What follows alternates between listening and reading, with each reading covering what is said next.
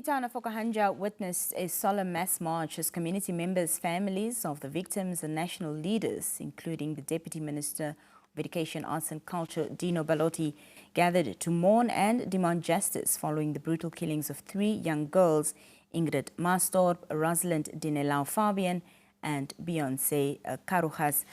Today in Windhoek, learners from various schools were also participating in a solidarity march, reinforcing the national call for justice, safety and systematic change. We will now speak with Deputy Minister Ballotti to reflect on these events and as well as discuss the way forward. Mr. Ballotti, good evening. Thank you so much for joining us. Good evening, Nina. Good evening to all the listeners. Thank you for having me. Well, of course, we know that yesterday you attended the mass march that took place in Okahandja. So to start with, just share your reflections on the atmosphere and, the key messages that emerged from the community. It's been a tough past couple of days. Friday evening, we were informed of the second. I then decided to visit the family on Saturday morning. I think as documented in the media, there was quite a bit of media presence on the Saturday. My minister went on Sunday. We also attended the various families. I had an engagement with the community at the football stadium. And then on Monday, my minister was again there with the presidential task force. And yesterday, as you've now asked, was the march. Many thousands of young people and just the general public supported it. It was a very unifying moment to have so many people in solidarity. But yeah, a tough couple of days. Emotions were quite high. Yeah. What were some of the concerns or maybe even demands that were raised by the parents and, family members of the victims during yesterday's engagement? So I attended the march in solidarity, and thereafter our final destination was the police station, where we received the petition specifically from the Stop the Violence Action Group. Ms. Jane, I think it's Lausi, was the person that was handing it over.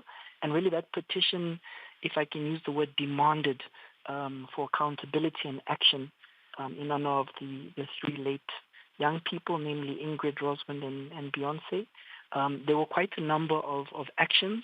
I think top of mind, if I can mention but a few, it spoke to stricter access controls, surveillance and monitoring, I think counseling of staff, even a public sex offenders registry to be made available, and then obviously enhanced police visibility.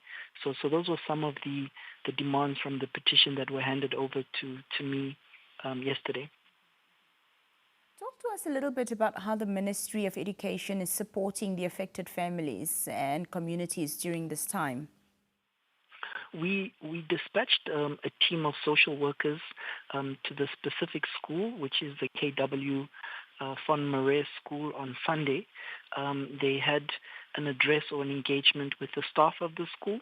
I was in Okahandja yesterday morning, and I firsthand also met those social workers when I had an address with the staff. And I think, I can share that as a ministry, we are reaffirming what we call the Safe Schools Framework, which is really our guide to schools as well as hostels on the safety policies. Also, we obviously intend to take this out to the regions. And I think maybe something noteworthy is that we are trying to ensure as a ministry that every school is properly fenced, as well as the gate control measures are properly implemented to ensure that there's safety in schools. Fantastic, and we'll get into that a bit more later on. But I also wanted to know, Deputy Minister, today the learners from various schools around the country were also marching in solidarity, and here in Windhoek as well. What message do you believe their participation, sends to the nation? So on Monday, we wrote to all the national directors, and we provided them with guidelines for what we called the mass march against violence towards children, which took place yesterday in Okahandja, and I believe countrywide, with all the schools. And really, this sort of guidance that we gave was merely only around addressing violence against children and obviously the promotion of safer schools and environments. I think as has been reported in the media, we can see that this has really taken place countrywide. And again, maybe to your question, I personally believe that, these solidarity marches affirm our stance and our position that no more young lives should be lost to these criminals. You spoke a bit earlier, of course, about the safety initiatives that the ministry has sort of or planning to implement, having fencing around all the schools and, of course, the gate access, etc., etc. So just talk to us a bit more in depth about that and how this plan might unfold. How might we see it unfold, to be able to protect the learners and create these safer environments for the children? Yeah. I'm going to try to answer your question with maybe just our experience of the meeting that we held on Sunday with the staff members, with the community, as well as representatives from head office, our ministry. And in that engagement, many suggestions were brought forward. And I can also share with the listeners or the viewers rather, that there was a genuine sense of fear in the community, and for the children, but equally for the teachers.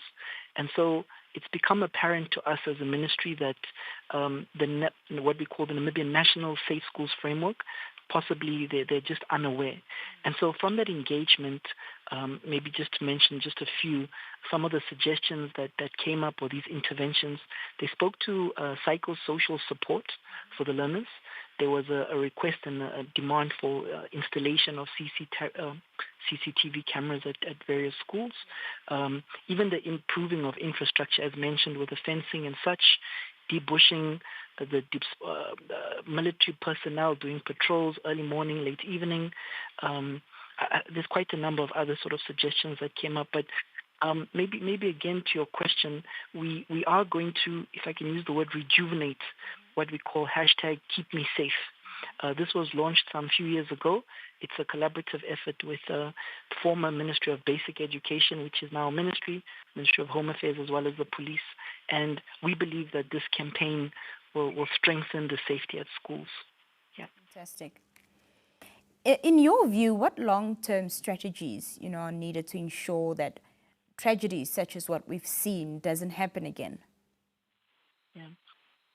So I think, maybe as mentioned, we need to ensure that when we talk of strategies, we need to first engage with community, engage with key stakeholders, and we need to listen before we perhaps instruct. And, again, that safe schools framework is very important to us. And perhaps it's something that requires national training on. I think that is one of the actions that have now come out. And also I think it requires a collective from the community. So as we know, there are, these incidents happen perhaps outside the schools. And so no one is saying that there's no responsibility of the ministry, but it requires community support. And I do want to mention that there's one, if I can use, outcome that has been spoken about at great length over the past few days, and that's the starting time of schools. I think many of the viewers and listeners, maybe myself included, may be aware that young people are walking distances to get to school. And now with the times with winter fast approaching, at 6:30 it's still dark. Correct. So I think this is something that we're practically going to look at very quickly and see whether some or other national instruction is brought forward to perhaps start school a bit later and perhaps close a bit later. And I think this is something which is a practical intervention that hopefully can assist. Yeah. Just lastly, Deputy Minister, what message is there that you perhaps would like to convey to learners, teachers and parents across Namibia, in terms of what we've seen happening and during this difficult time? Yeah. Her Excellency, our President, Dr. Netumbo Nandi-Ndaitwah, constituted a ministerial task force when we heard of these gruesome murders. And that task force is chaired by the Minister of Gender Equality and Child Welfare, Honorable Dr. Emma Kantema, but it also includes the Minister of Justice, Honorable Wise Emmanuel, Minister of Home Affairs, Melusia Ipumbu, Minister of Health and Social Services, Dr. Esperance Luvindao, and my Minister, Honorable Sanet Steenkamp. So this ministerial task force have met already over the past few days. They're hard at work in putting together a comprehensive action plan. And so I think, maybe it's just to assure everyone that we are prioritizing the National Schools Framework. I can also share that in the coming week, there are 15 schools that have not registered, but shall be attending a workshop on the Safe Schools Framework from Okahandja. And this will obviously be rolled out to all the regions. And yes, as mentioned, I think some of these practical interventions are being considered as immediate actions to try to mitigate any of these criminals. But it's also maybe just to let everyone have comfort in that as a government, we're taking this very seriously. For Her Excellency to also join us on Sunday in Okahandja shows that this is receiving the priority of the head of state. And we ask for justice. We want the perpetrators to be brought to book. We don't want these people among us in our communities. And I think maybe that's my final message to everyone. Thank you. Mr. Dino Ballotti, we appreciate your time this evening. Thank you so much for joining us. Thank you very much, Nina. Good night. Well, that was the Deputy Minister of MASAC speaking to us there on the mass march that took place yesterday in Okahandja, as well as touching on some other important matters. We'll be back after this brief break. Stay with us.